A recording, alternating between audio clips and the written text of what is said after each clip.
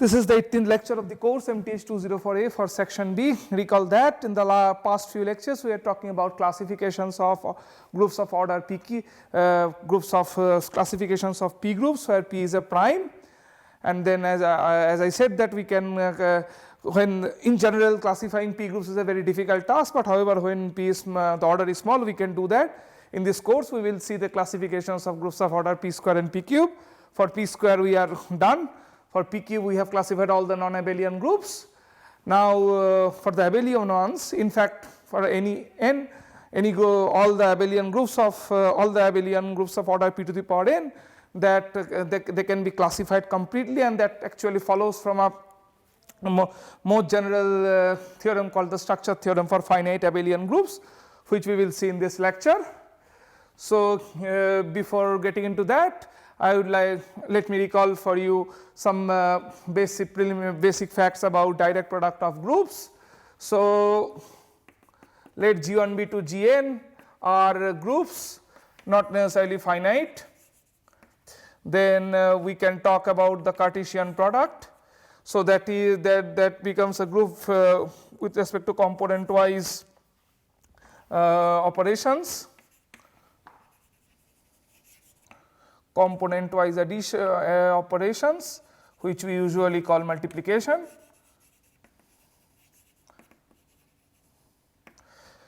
So of course in fact the notion of this is called the direct product of these groups. The notion of direct product can be extended to any arbitrary collection, but for that one needs set theoretic preliminaries, namely axiom of choice. So but here for our purpose it's enough if we just consider finite collections. So in this lecture we all the collections for which we are going to consider the direct product are going to be finite. Okay. So given a finite collection of groups, we have defined this direct product. Observe that from this direct product, so for each I we do have a map, namely the projection map to the ith component. So namely it sends a G1 up to Gn to Gi for every G1 up to Gn. It is easy to see that this is a homomorphism. This is a homomorphism, and in fact any homomorphism from if H is a group, and then any map phi is a homomorphism, any map from G1 up to Gn is a homomorphism if and only if its projection onto any I is this homomorphism. That's correctly if and only if pi I compose H is a homomorphism for all I. Okay, that's an easy thing to check. I would like to leave it as an exercise. So what's the kernel of this homomorphism? The kernel of this homomorphism is precisely the subgroup G1 to Gi minus 1, then the rest was, so this is just the trivial subgroup of Gi plus 1 into Gn. So this is one observation. So these are called the projection maps. Now another thing which I would like to recall is for any I. So consider the subgroup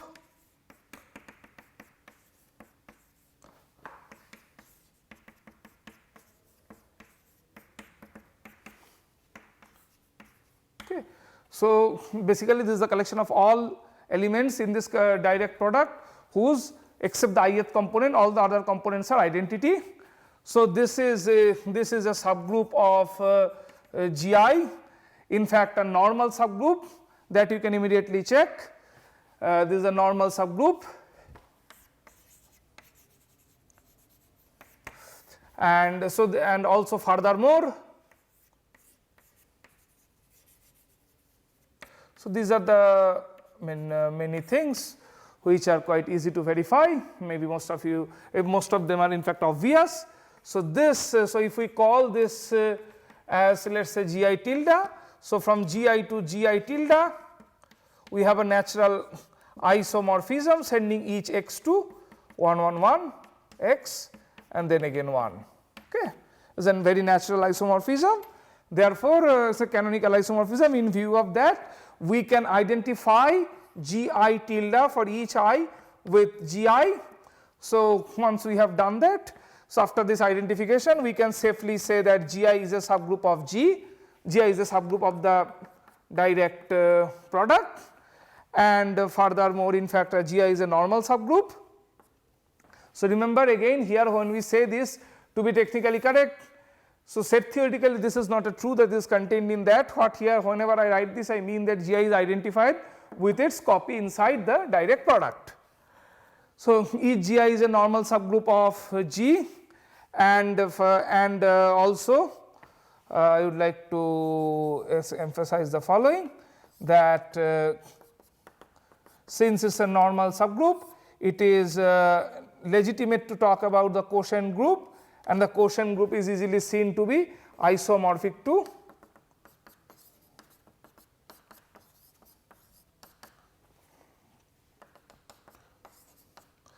gi gn.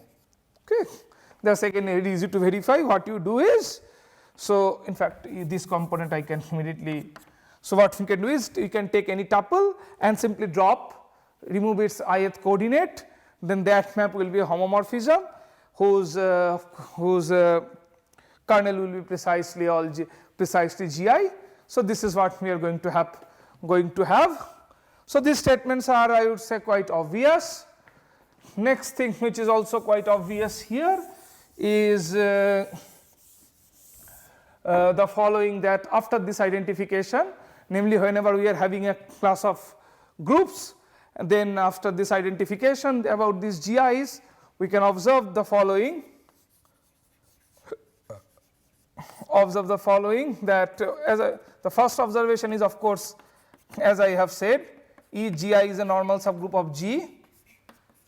The second observation is, which is very important, for all I not equal to j, x belongs to gi and y belongs to gj, then one must have xy equal to yx. This is one. In fact, maybe I can put it later on. Rather, this should be the third one. The second one is much more even obvious. Gi intersection Gj is trivial. Okay. Remember, because by Gi I mean the copy where except the ith coordinate all the other coordinates are identity. Here also except the jth coordinate all of them are identity. Therefore, the intersection will have all components identity. Okay. And also one more thing, you can immediately see that given any G in the direct product, so from now onwards, so here, okay, so though I didn't write it properly, but throughout I am using this, I am using G to denote this direct product. So here also G means G1 to Gn. So for every G in G, so again here G means a tuple, and let me again remind you that we are identifying by this. So therefore, from in view of this identification, it is quite clear that there exists unique G1 up to Gn. So G1 up to Gn. So where does this lie in? G1 up to Gn in G, such that each Gi is in Gi and G is G1 up to Gn into the product of Gi's. So given what this fourth condition means is every G in the direct product can be written as a product of elements from the components in a unique way. Okay. So you can find, see it has a resemblance with that of what you have seen earlier in vector space. So these are the things which are easy to observe. In fact, this also tells us something. So, if a group is the direct product of, a finite collection of groups, then inside this group we will get n normal subgroups having these properties. Okay, that is, if we from any two they will commute, then the intersection will be trivial and everything can be written in a unique way. Okay. So if a group is a direct product of a collection, then one must have this. Now what we are going to do is that we are going to show that this is in fact something which also holds vice versa. That is, so this is called the recognition theorem for direct product.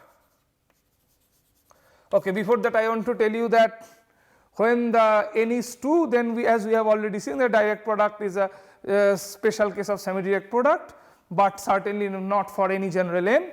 So this is called the recognition theorem.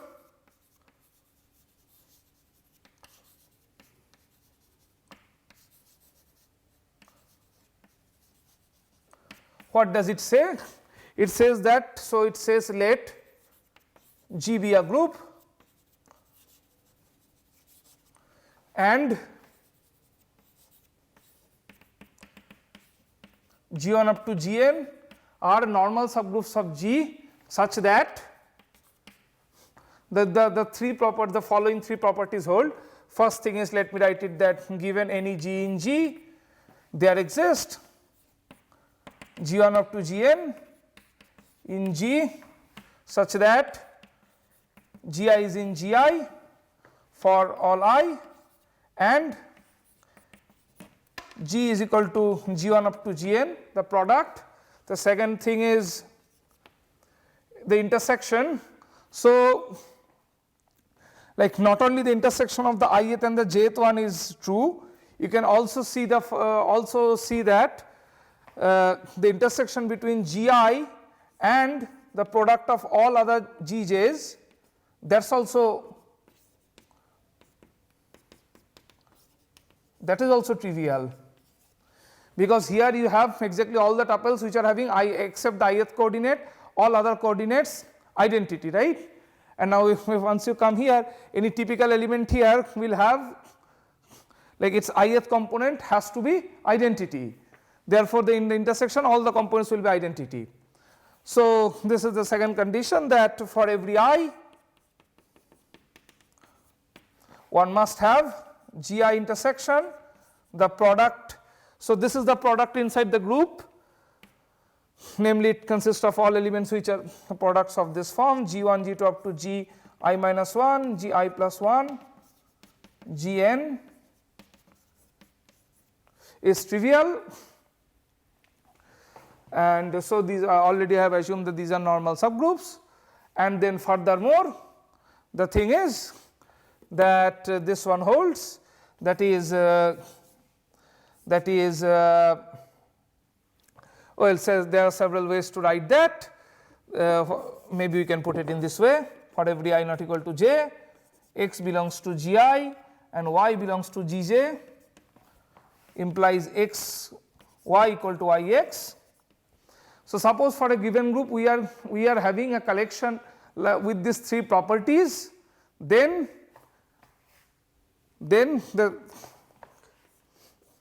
the theorem says, then the conclusion of the theorem is from G, the following map establishes an isomorphism between G and between this direct product and G. So what is the map? The most natural one, G1 up to Gn goes to its product is an isomorphism. Okay. So that's again quite easy to see, and in fact here that we talk about this uniqueness is actually here, if you can see that actually follows as a consequence of the other things, namely this property, this second one guarantees uniqueness in the first expression. So therefore deliberately we didn't put the uniqueness here. So if this happens, then you can immediately check that this map defines an isomorphism between the direct product and this. So thus if for a given group G, if we can find a collection of subgroups with these 3 properties, then G will be isomorphic to the direct product of those subgroups. Okay. So, I mean, you can view it as like it becomes G becomes isomorphic to a direct product of its internal subobjects. So, this is called the recognition theorem that enables us to show when a given collection is going to be the direct product of when a given group is going to be the direct product of its subgroups. And also we do have another thing here. I would like to make one more remark that so this condition this condition in particular implies the intersection of any Gi and Gj where j not equal to I is trivial. However, the converse is not true, that is, this does not imply this. There are examples, in fact in the linear algebra we have seen examples related to subspaces. So even these conditions that we can see that actually quite resemble, they do resemble with the direct sum decomposition of a vector space. Okay. The only thing is we need to do this, consider this commutativity condition which was not necessary there. Okay. So let me quickly tell you 1 or 2 applications of this. So application I would say, yeah, I mean 1 or 2 applications of this recognition theorem. So the first one is polar decomposition of complex numbers. So C star is the set of all non-zero complex numbers. So inside that we have this group set of all positive real numbers and then the unit circle group. You can immediately see that basically this is exactly is given by the polar decomposition of a complex number. This is isomorphic to C star. So the map is R times Z goes to R into Z. Okay. So you can immediately check this establishes an isomorphism. Similarly, you can have something like this for R star as well. For R star you will get R positive together with this multiplicative group plus minus 1. Okay. Next, what is another application? Another application is if you recall that what we have seen for finite nilpotent groups, if G is a finite nilpotent group, if G is a finite nilpotent group, then G is so an example of this is G is finite nilpotent.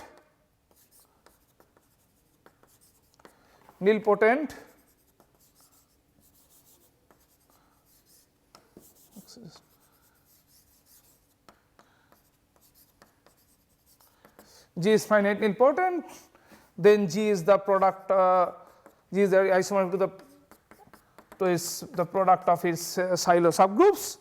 In fact, as I said that this was perhaps our main motivation to talk about classifications of P groups. Okay. Fine.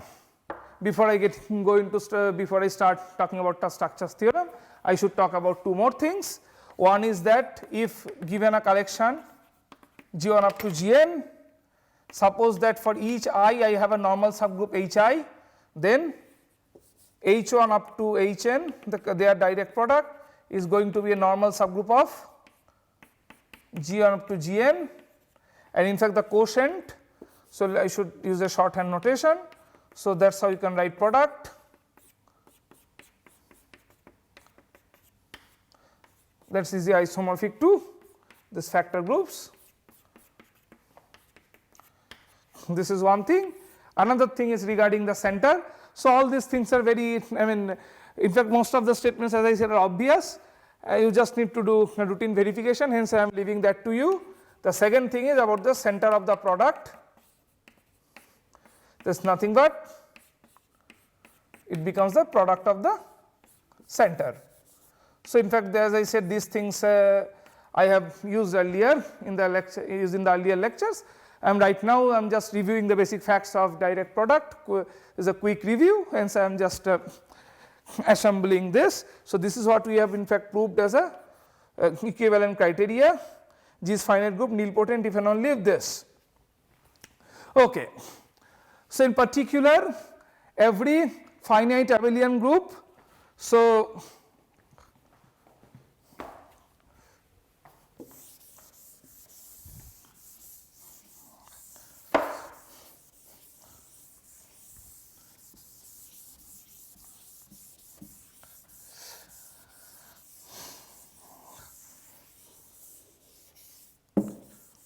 okay.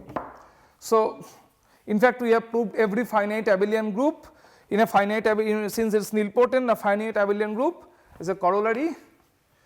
G is a finite abelian group,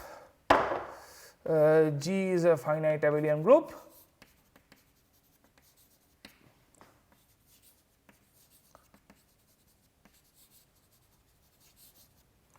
Implies G is a product of, G is isomorphic to product, the product of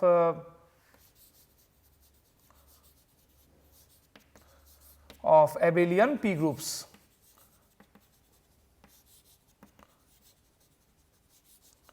Okay, where P's are, P belongs to divisors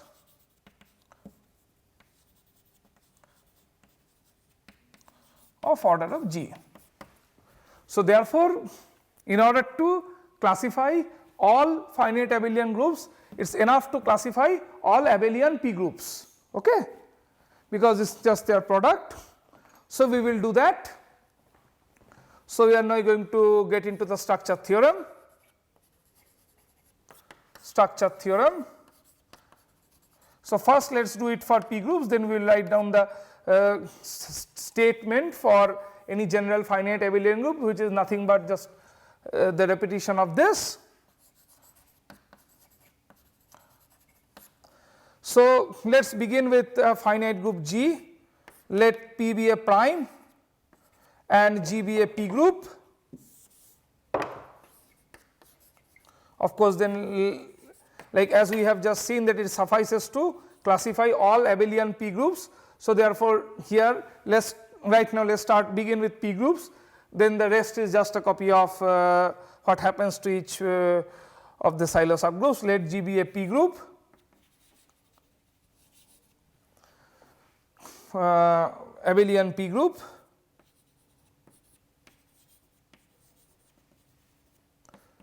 then G is the, then there exists A1 up to AK, well I should not have said let us say X1 up to Xk in G such that G is isomorphic to, okay. So, here I would like to just adopt one convention. So, the convention is the following, that if a given group becomes the product of, if a given group G becomes the product of some of its subgroups. So, like as I said that so not only there is an isomorphism, we have a very natural isomorphism, namely the product map. If this happens, then we will simply then we will simply, assuming that this isomorphism is there, we will keep it tacit and simply say that just isomorphic to G, okay.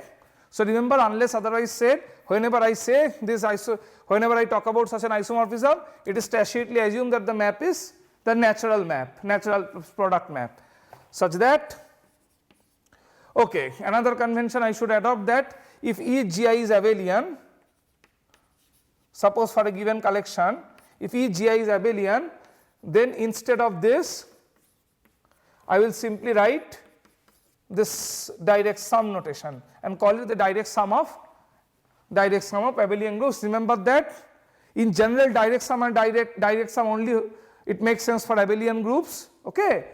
So, but direct sum can be, I mean the notion of direct sum is there even for an arbitrary collection of groups, but we do not get into that. We are just dealing with finite collections. So thus direct sum here is nothing but the direct product, okay, in K when the groups are abelian, but in general direct sum and direct product they are not same. The direct product goes for any collection of groups, but direct sum only goes for abelian groups. That is one serious restriction.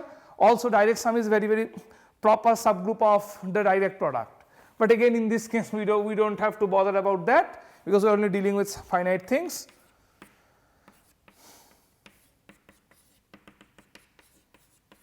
Okay. So thus, I mean this is just a kind of a main part of the structure theorem that says that if G is an abelian P group, then G is the direct sum of its cyclic subgroups. Okay. Remember, let me again remind you that whenever I write like this, it means that tacitly I am considering the isomorphism, I am considering this isomorphism. Okay. Like about this notation, it is quite customary that when our group is abelian, then instead of write x times y, I would simply write x plus y. So thus x to the power n, all these things now will be written as n times x. So these are just special notations when we are dealing with abelian groups, okay, just to keep the notation simple. Okay. So therefore what does the, suppose that we can prove this, then what do we obtain? So each given any abelian group is the direct product of its all silo subgroups, and each silo subgroup will also be an abelian P group. So then each silo subgroup becomes further decomposed to direct sums of its cyclic subgroups. So all total what you can prove is every finite group is the direct sum of its cyclic subgroups. So let me write it here. So as an immediate corollary, we in fact obtain this. In fact that is called the the actual version of structure theorem, that every finite abelian group, well not finite group, finite abelian group is the direct sum of its cyclic subgroups. Okay. But that immediately follows once we prove this and then in view of this observation. So let me just simply write it here, which is the main actual version of structure theorem. Every finite abelian group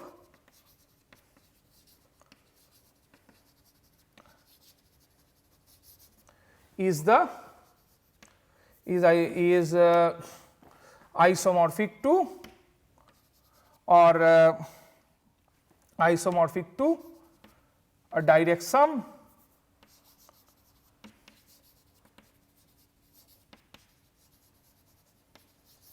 of its sum of its cyclic subgroups.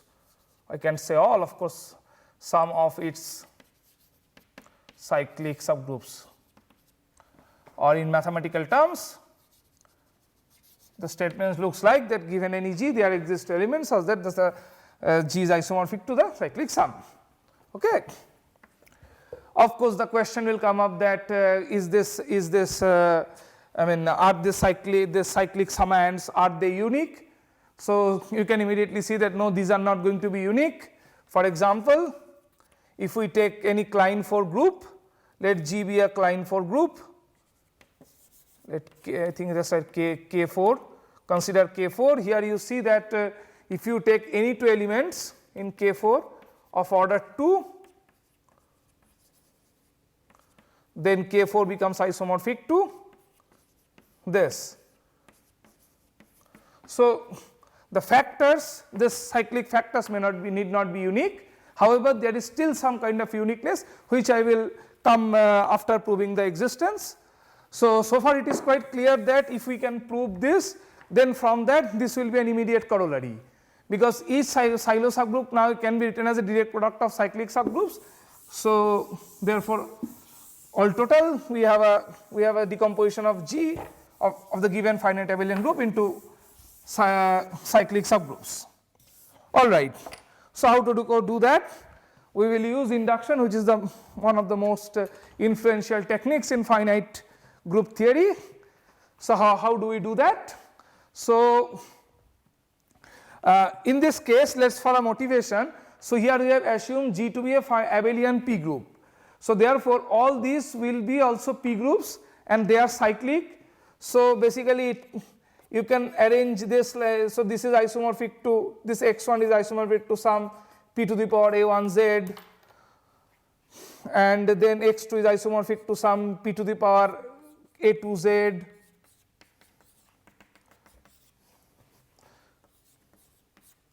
P to the power akz. Okay.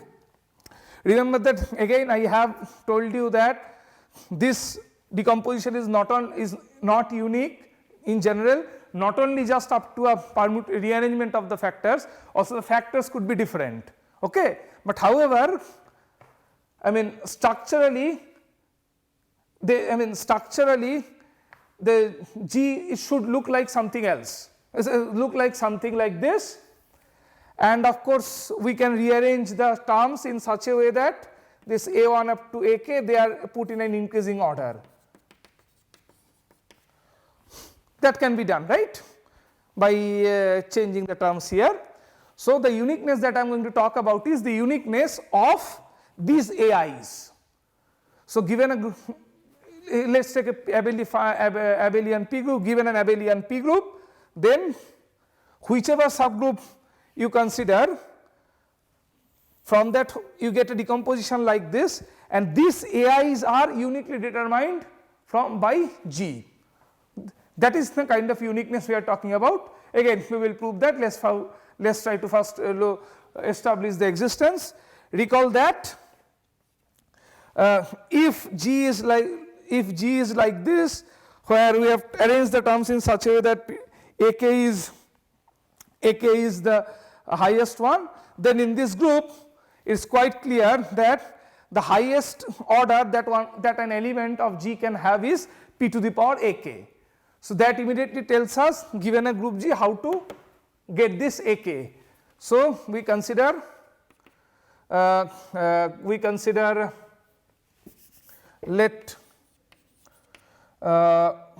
okay, so maybe we should do like this. S belongs to N such that there exists there exists X in G whose order is P to the power S. Okay. So this is of course going to be a finite set, so it will have a maximum. So let A be an element having maximal order. Let A belongs to G be such that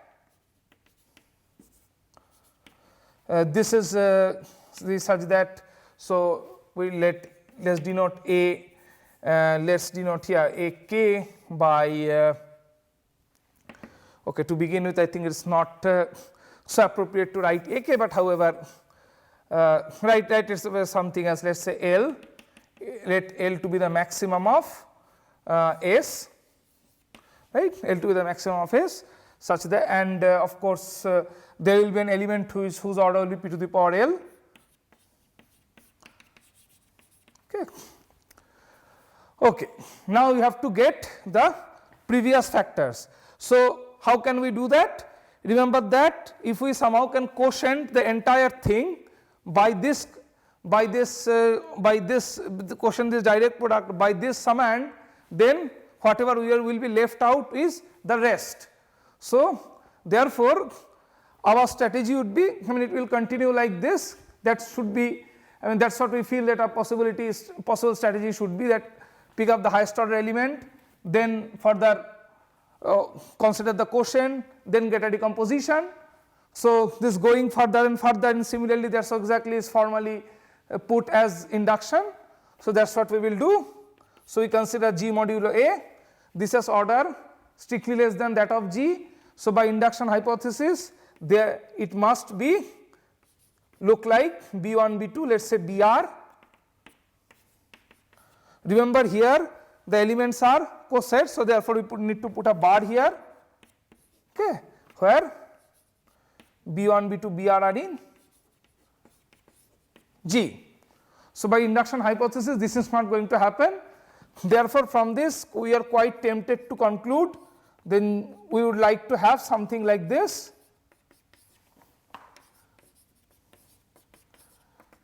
We would like to have but we have to make sure that whether that we can have or not, that we have to check. So let us try to check whether this holds or not. The one checking is quite obvious. So what we do is take an x in G, right, take an x in G, then consider x bar in G modulo A. From the assumed decomposition, we see that x bar must be some M1 B1 bar plus plus plus M R BR bar. Okay. Now again remember that x, that means x minus summation Mi Bi, that is inside the cyclic subgroup A. Therefore, this has to be written as some G, some this time some I haven't n used here. So some n times A, thus every x can be written as a, thus what we have obtained is every x can be written as the sum of elements from this cyclic subgroups. So now we have to guarantee the uniqueness, because remember that uniqueness and with one factor the sum of the rest is intersections identity, these things are similar, these things are equivalent, just like vector spaces. Okay. So how do I do that? In order to show uniqueness, what do I have to do? Again, it's similar to that of vector spaces. If a sum vanishes, then we want each summand to vanish, right? That's equivalent to having uniqueness. So therefore assume that here, let's say some something here, some n a bar, some n a, then m1 b1 plus plus plus mk bk. We want to get it 0. Okay, if sorry, not we want to get it 0. If this is 0, we want to conclude each of them is 0. Okay, so how to do that? Remember that if we can show each of these terms, each of them is 0, then automatically NA will be 0. 0 is the, as I said, the identity of that group. When in abelian setup, instead of 1, we denote it by 0. So we will focus on making this thing 0. The natural approach would be we consider it inside the quotient group, that immediately implies m1 b1 bar plus plus plus mk bk bar is 0 bar. Now you see the problem is that okay, since this direct sum decomposition is given, from that it is immediately it follows that each mi bi bar is 0 bar. But we actually need each mi bi is 0. The problem is mi bi bar is 0 does not imply mi bi is 0. Okay, so that's a problem, that this does not imply mi bi is 0. It does not imply. So therefore we have to do some more work. Basically what we would like to do is the following, that we would like to replace each bi by a bi prime such that first of all their cosets will be same. So it does not make, if I replace bi by bi plus r, then no difference is going to be there at this level, but we would like to make bi plus in such a way that m bi prime equal to 0, but that immediately implies mi bi will be bi prime will be 0. So again let me repeat, I want to replace the representative of each of these coset in such a way that where, of course, as I have changed the representative, there is no change going to happen at the level of this uniqueness, but however at this level what we were not able to conclude earlier, that we can conclude right now. That is how we have to work. So how does one do that? That is again that can be done in fact for any group element B. So basically this part holds for any group element B. So let any B in G, therefore we look at B prime. So B prime will have some order of this form. For some x, B prime this will be 0. This is the order of B prime in the coset group. Okay.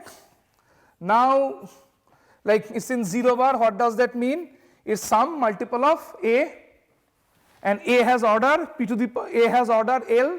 So therefore, this part you can write as p to the power some R. Well, I should not confuse that with this earlier R.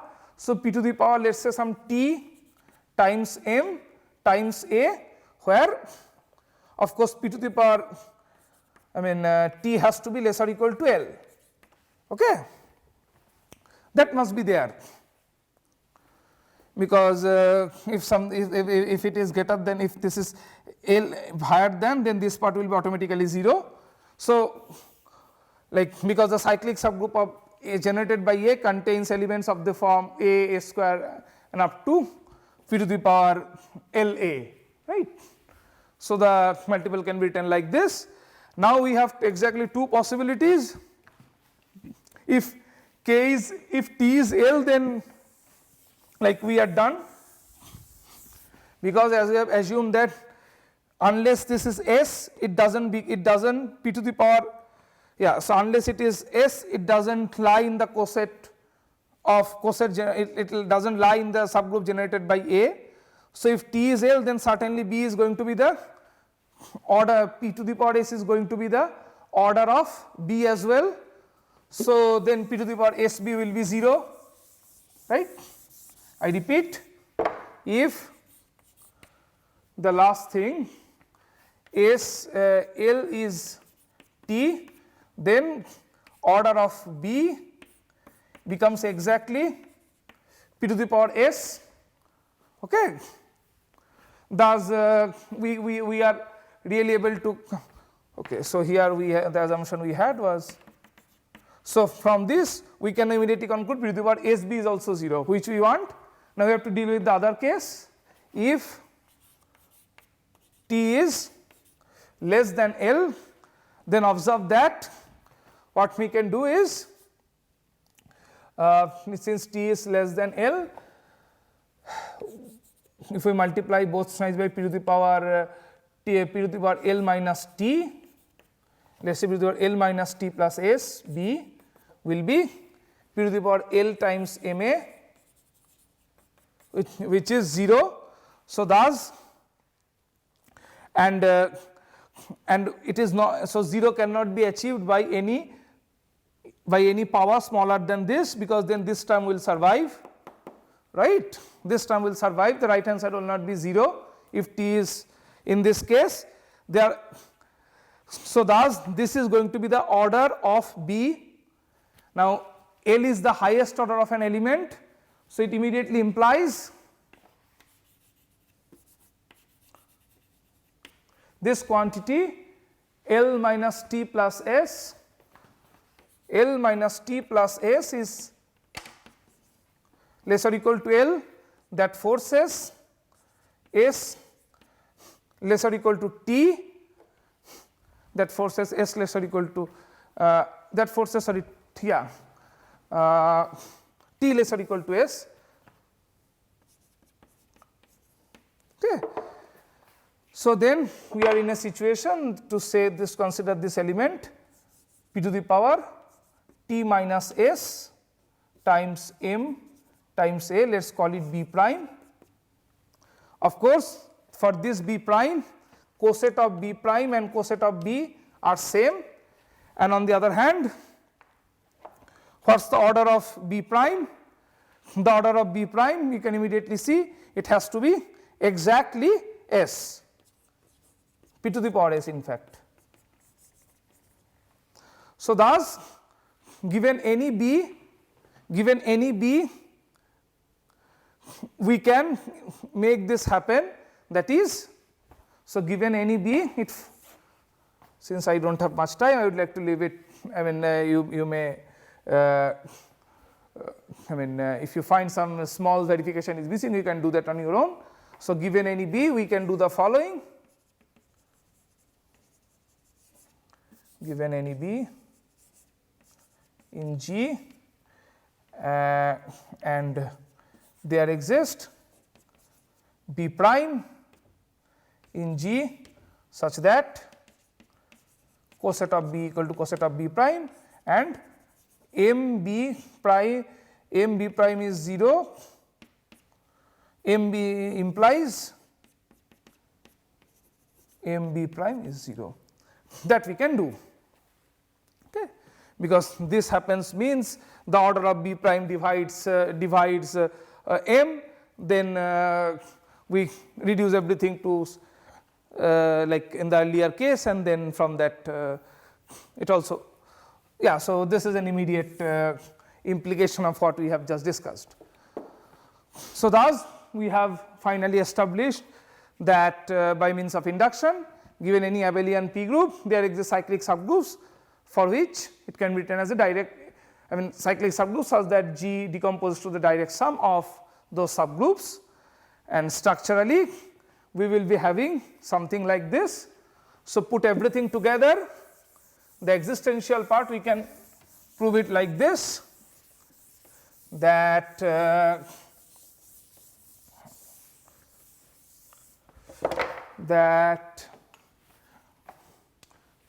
so this is actually the structure theorem in the full version.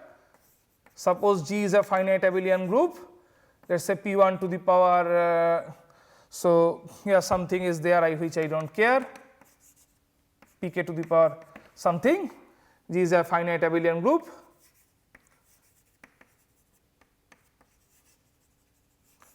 Then G is isomorphic to the following direct sum. So for each silo sub pi silo subgroup we will have a decomposition like this. So putting everything together,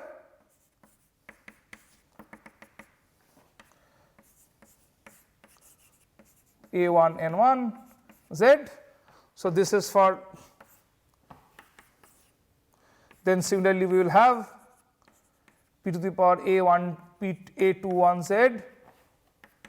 So given any finite abelian group G, there exists this integers, positive integers Aij's such that P to the power AK, this is A2N2 Z. Similarly, P to the power AK1 AK1 Z. So structurally every finite abelian group must be of this form AK NK Z, okay. So that shows that every finite abelian group, given any finite abelian group, there exist Aij's such that this happens. So these Aij's are called elementary divisors of G. Of course when we say the elementary divisors we have to establish the uniqueness, that we will do now, but it is right now let me just make the definitions. So given any G, these Aij's are called the elementary divisors, and there are several things easy to see from these elementary divisors, that is, okay, P1, P2, P2, Pk, yeah, Pk. So these are called these elementary divisors, this P to the Pi to the power A Ij's. So corresponding to any prime, if we take the product of all the elementary divisors, then the product becomes the highest power of that prime dividing order of G, okay. That is one observation from here. Yeah, can I make some other observations?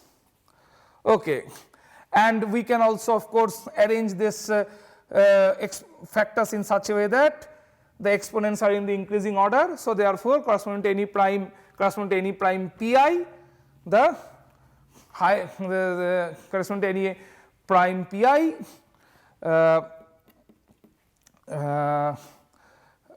there is the highest order of an element whose order of course of the form pi to the power something, that could be pi to the power exactly ai ni, okay. So those things are obvious, and in fact this observation has been used in the proof of the existence, okay. So the existence part is done, and I will simply prove the uniqueness part, and with that I will finish.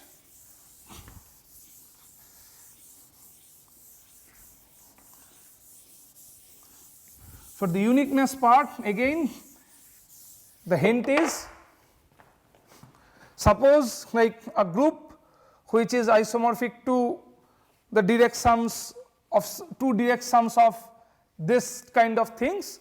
So, let me put it in this way, that suppose this is p to the power a I j, so j from 1 to ni and then I from 1 up to k. If suppose g is both isomorphic to this, and then of course suppose there is another thing, let us say here if I want to use a different notation, let us say p r, well r did I use here? No, p r b to the power b r n r z, where r runs from a to the power something again which I do not care, and then here j runs from 1 up to nr, or okay, maybe you can write it l runs from 1 up to nr. So, if for two different sets of primes, let us say here if we write, if such a direct sum becomes isomorphic to such a direct sum, then what can we say? So, first observation that comes is pi's must be this primes appearing here and primes appearing there, they must be same, because these are precisely the primes dividing the order of this group. So, in that case we must have this qi is nothing but the same pi's, and of course then as I said that whatever we put it here, ultimately it has to be equal to k itself, because the thing is this primes appearing here, that the precisely all the primes dividing order of the group G. So, of course we must have this. Now, when this is the case, so we have to now prove that for each ni is equal to ri, each ni is equal to I think here I should say mr, each for each I ni has to be equal to mi, that is what we have to prove, and then each aij equal to bij, then the uniqueness will be over. Now, the observation is that if these two things are isomorphic, so if two groups are isomorphic, then under the isomorphism Sylow subgroup of one goes to the Sylow subgroup of other and vice versa. So, therefore, if these two groups are isomorphic, then for any j, for any I, this must be isomorphic to this. Okay? For any I, this must be isomorphic to this. So, therefore, entire thing is reduced to show the uniqueness for abelian p groups. Okay? Because passing through Sylow subgroups, if we can already show that whenever this is isomorphic to that, then this exponents will match. If we can prove it earlier, then applying that this is here, it immediately proves the uniqueness, because Sylow subgroup here must go to the Sylow subgroup here corresponding to the same prime. So, uniqueness is, as I have observed, enough to show for abelian p groups.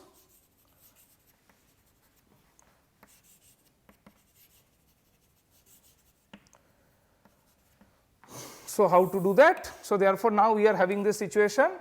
Let us fix a p to the power a1 z. So, now let G be isomorphic to this akz, and also it is isomorphic to, let us say, p to the power b1z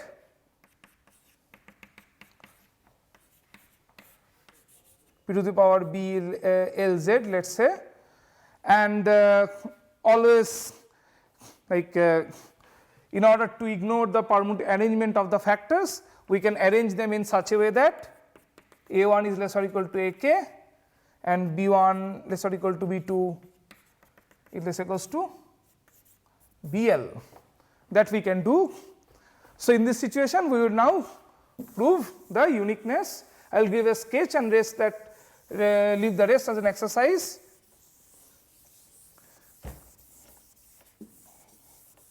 So, So, this is something you should be able to prove on your own given the steps. So, observe that if let us say M is this group P to the power S Z, then what happens to P to the power R minus 1 M modulo. So, this is going to be a subgroup of M. So, being a subgroup of the cyclic group, it will be cyclic, and further P to the power R M is contained inside P to the power R minus 1 M, right. So, the question is what is going to be this? You can immediately see if R is, so it will be Z modulo Pz if R is less or equal to S, 0 otherwise, okay. That is quite clear, because if this is S, then certainly every element is now just killed, okay.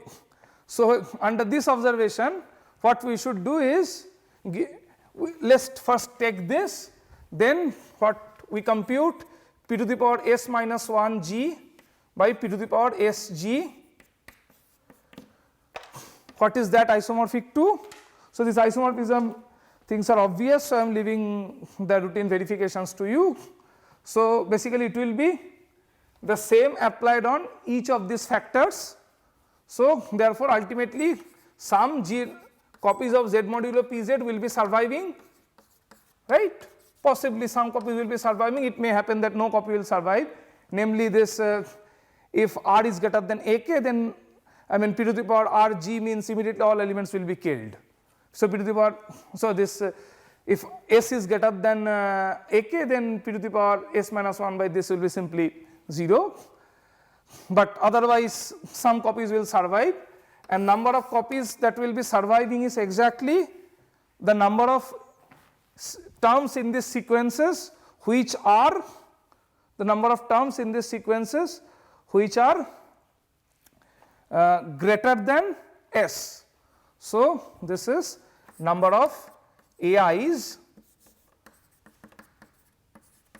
greater than S, okay, number of AIs greater than S, okay. And look at this, what is this? Isn't this just a vector space over the finite field Z modulo Pz? So, therefore, this number is nothing but the dimension of this viewed as a vector space over Z modulo Pz, right. So, therefore, this number is nothing but dimension of this group over the field Z modulo Pz. So, this in this description you see this description is solely in terms of G, nothing else is involved in that, it is solely in terms of G, okay. So, thus we see that if G is isomorphic to this, then corresponding to any S, the number of terms in this sequence which are at least S, that number is uniquely determined in terms of G, okay. I repeat, given a group finite abelian P group G, if G is isomorphic to a direct sum like this, then in this sequence the number of terms, so in this sequence corresponding to every natural number S, number of AIs which are at least, so again, so in this sequence A1, A2, AR, in this sequence corresponding to every S, the number of terms which are at least S, that is uniquely determined in terms of G. So, therefore, this should go for any other decomposition as well, okay. Therefore, in this decomposition, suppose we are having two such decompositions, then for each S, number of AIs which are greater than S and number of BJs which are greater than S, these two numbers are same for each S, and that shows that each AI has to be equal to BI, because in a sequence, let us say of this form, you can immediately see another sequence B1, B2, B1, B2, BL, corresponding to each S, the number of terms which are beyond that number is same in both the sequences. that immediately forces that terms will be equal, because whenever if they do not disagree, then from that point of view, if we choose an appropriate s, then those two numbers will be, the number of terms here bigger than that and the same here will be different. But here that cannot be, because whatever be this decomposition is, the numbers is uniquely determined, is solely determined in terms of G. So this proves the uniqueness for finite abelian P groups, and for in general case, since silo subgroups are being corresponding to silo subgroups for the same prime, then that finishes. Okay, so I am almost done. I will just say one more small thing, just an immediate application to tell you how it helps us. With that I will finish. So just to show you as an example, let us take a 360. So it is 2 square into 3 square into 10. So I think 2 cube into 3 square into 5. Okay. So how do we classify all finite abelian groups of order 360? That is quite simple. So first thing is z modulo 2z, z modulo 2z. So all possible ways we can partition them. So for this we have, how many possibilities do we have? Just for this silo 2 subgroup.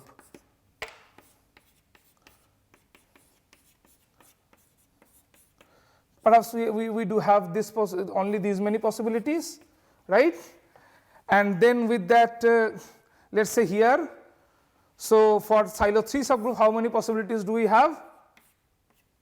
Z mod 3, Z mod 3, and of course Z modulo 9, and of course for the last one we do not have a choice, Z modulo 5z. Okay. Yeah. So either 3, 4, 2, 2 to 2. So therefore all total 3 into 2, 6 possibilities are there. What are these? Direct sum of this together with this, this is one. Direct sum of this, with that, this is the second. Similarly, this with this one, this with that one, and similarly for the other. So we have all total 6 finite abelian groups up to isomorphism of order 360.